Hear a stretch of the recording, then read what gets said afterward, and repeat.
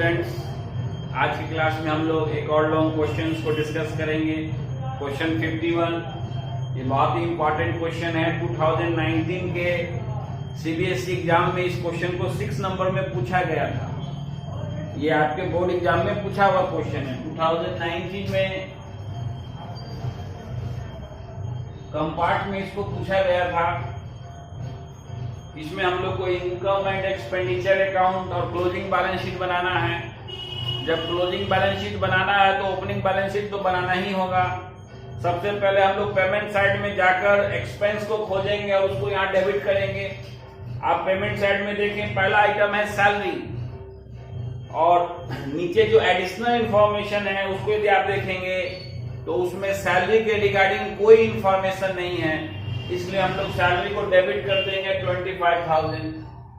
Payment side का next item है travelling expense, ये भी एक्सपेंस है, इसको भी डेबिट कर देंगे 4,000।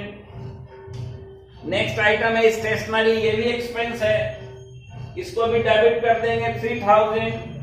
नेक्स्ट आइटम है रेंट, ये भी एक्सपेंस है, रेंट को भी डेबिट कर देंगे।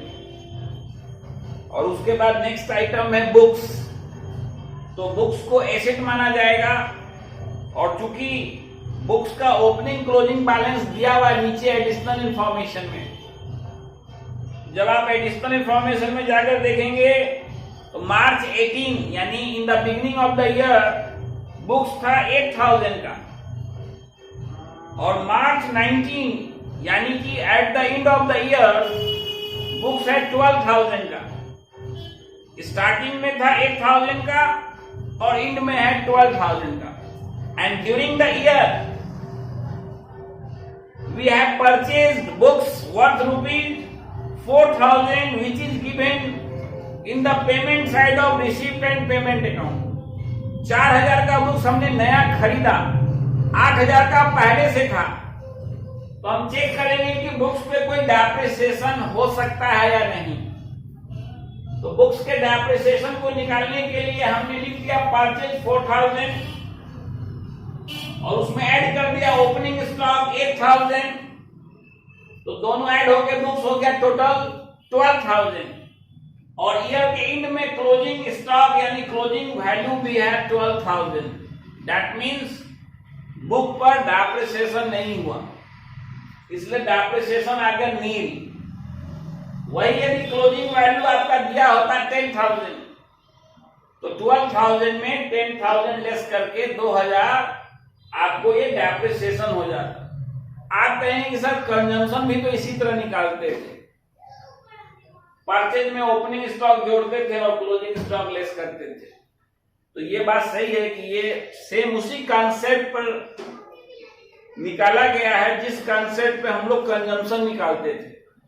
क्योंकि फर्नीचर खाने पीने या इस्तेमाल करने का चीज नहीं है, इसीलिए इसको कंजम्पशन ऑफ बुक्स बोलना अच्छा नहीं लगता है, कि इसको हम लोग बोल सकते हैं depreciation on books. Payment side के बाद अब हम लोग रिसिप्ट साइड में रेवेन्यू रिसिप्ट को खोजेंगे और उसको इनकम मानते हुए यहाँ क्रेडिट करेंगे।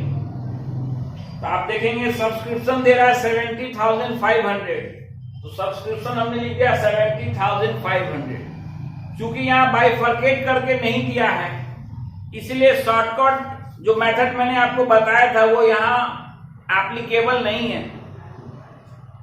यहाँ हम लोग को लॉन्ग मेथड से चलना होगा। लॉन्ग मेथड में मैंने आपको बताया था कि 2 आइटम इसमें ऐड होता है और 2 आइटम लेस होता है। आप अच्छी तरह जानते हैं कि आउटस्टैंडिंग एंड ऐड होता है और एडवांस बिगिनिंग ऐड होता है। तो आप देखेंगे नीचे एडिशनल इंफॉर्मेशन में एडवांस सब्सक्रिप्शन दे रहा है, 2,000 बिगिनिंग है और 3,500 एंड है। एंड वाले को हमने लेस कर दिया 3,500 और बिगिनिंग वाले को ऐड कर दिया। उसी तरह एडिशनल इंफॉर्मेशन में आउटस्टैंडिंग सब्सक्रिप्शन का भी 2 बैलेंस है, एक बिगिनिंग एक एंड। एंड में है 4,300 ईयर एंड में, उसको हमने ऐड कर दिया, और ईयर के स्टार्टिंग में जो 3,400 है वो हम लेस कर दिए। तो हमारा सब्सक्रिप्शन से इनकम आ गया 69,900। नेक्स्ट आइटम है डोनेशन। सिंपल डोनेशन को हम लोग रेवेन्यू रिसीट मानते हैं, तो उसको हमने यहां दिखला दिया। यदि ये स्पेसिफिक डोनेशन होता, स्पेशल डोनेशन होता, तो इसको हम लोग कैपिटल रिसीट मानते हुए बैलेंस शीट के लायबिलिटी साइड में ले जाते। लाइफ मेंबरशिप फी को हम लोग कैपिटल रिसीट मानेंगे और कहां दिखलाएंगे? बैलेंस शीट के लायबिलिटी साइड में। इनकम फ्रॉम इन्वेस्टमेंट 2000, आप देखेंगे नीचे एडिशनल इंफॉर्मेशन में दे रहा है कि क्लब के पास 25,000 का इन्वेस्टमेंट था, जिसके आगे रेट ऑफ इंटरेस्ट लिखा है 9%, यानी उस पर क्लब को कितना इंटरेस्ट मिलेगा? 9%। जब आप 25,000 का 9% निकालेंगे तो आएगा 2,250, यानी आपको इंटरेस्ट इन्वेस्टमेंट पर कितना मिलना चाहिए था? 2,250, लेकिन आपको मिला है केवल 2,000। तो जो डिफरेंस है 250, उसको हम लोग एक्रूड मान लेंगे। 2,250 के अगेंस्ट हमें मिला केवल 2,000, तो रेस्ट 250 आउटस्टैंडिंग है। तो उस रेस्ट आउटस्टैंडिंग एक्रूड को हम लोग ऐड कर देंगे और टोटल इनकम हमारा हो गया 2,250।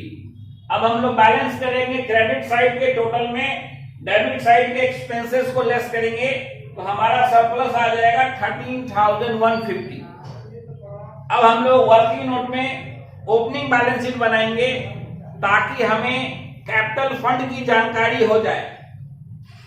तो आप अच्छी तरह जानते हैं कि ओपनिंग बैलेंस शीट में उन एसेट्स को दिखलाया जाता है जो ईयर के स्टार्टिंग में क्लब के पास थे। तो सबसे पहले कैश इन हैंड, ये कहां मिलता है? रिसीप्ट साइड में सबसे ऊपर टू बैलेंस बीडी के नाम से दिया रहता है ओपनिंग कैश बैलेंस।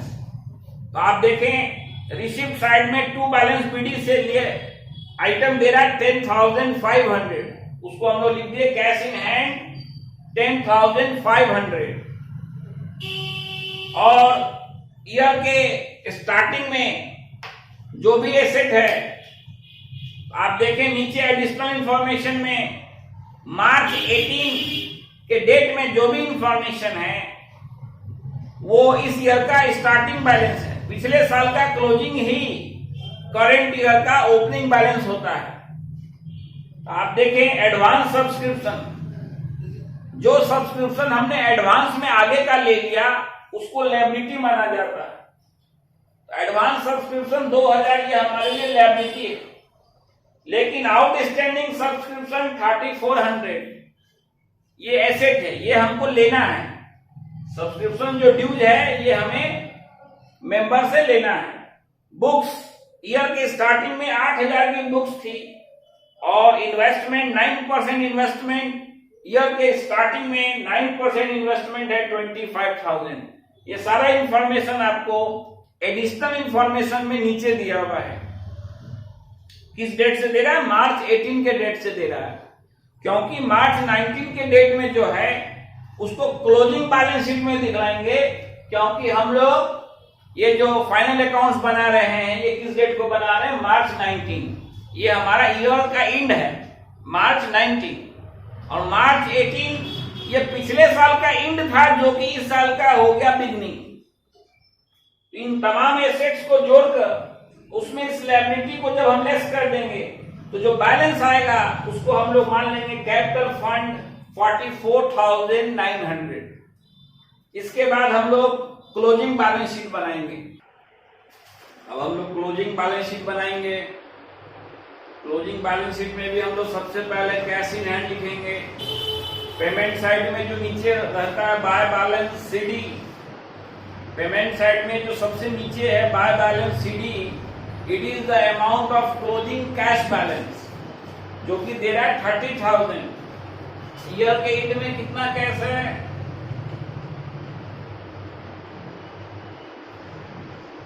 30,000। और आप नीचे एडिशनल इंफॉर्मेशन देखें, उसमें मार्च 19 के डेट में जो एडवांस सब्सक्रिप्शन है 3,500, एडवांस सब्सक्रिप्शन को लायबिलिटी माना जाता है।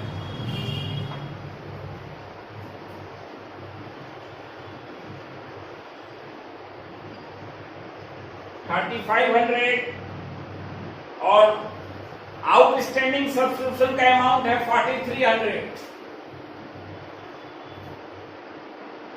आउटस्टैंडिंग सब्सक्रिप्शन को हम लोग एसेट मानेंगे 4,300। बुक्स पिछले साल 8,000 की थी, 4,000 की हमने और खरीद ली, तो टोटल ईयर एंड में बुक्स हो गए 12,000। बुक्स पहले 8,000 का था, हमने और परचेज कर लिया 4,000। अब हमारे पास टोटल बुक्स है 12,000 का। क्योंकि डेप्रिसिएशन तो नील आया था, इसलिए उसमें डेप्रिसिएशन लेस नहीं करेंगे। 9% इन्वेस्टमेंट पिछले साल भी 25% दे रहा है और इस साल भी 25,000 ही दे रहा है।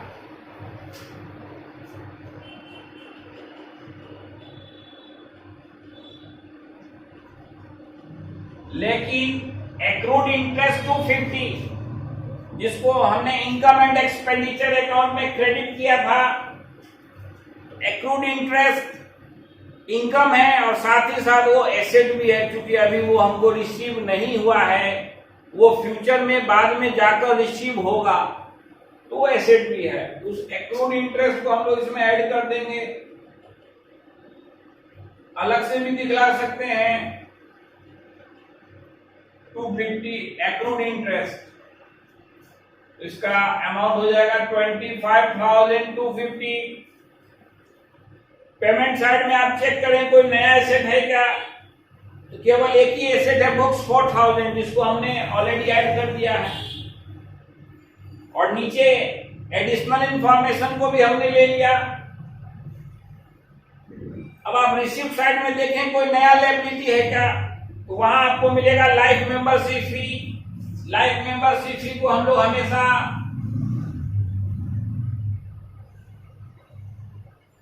कैपिटल रिसीट मानते हैं और कैपिटल रिसीट को हम लोग बैलेंस शीट के लायबिलिटी साइड में शो करते हैं।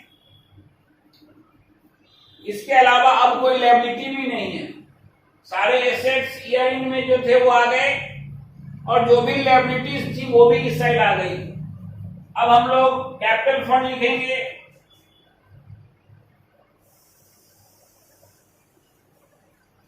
कैपिटल फंड हमने निकाला था 44,900।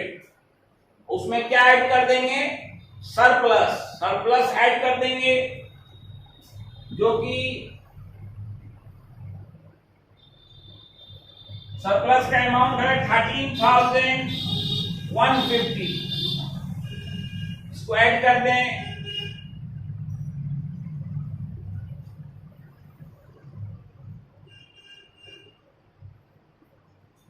$58,050। अब हम लोग दोनों साइड के टोटल को ऐड करेंगे, जो कि हमारा इक्वल होना चाहिए।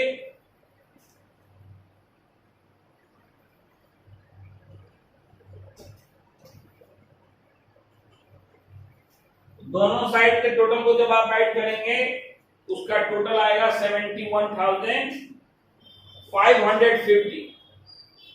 तो ये चैप्टर आप लोग का समाप्त हुआ। कुछ क्वेश्चंस इसी टॉपिक के रिलेटेड हैं, जिसमें हम लोग को इनकम एंड एक्सपेंडिचर अकाउंट और बैलेंस शीट बनाना है, तो उसको आप लोग सॉल्व कर लेंगे। Captain Jack sparrow.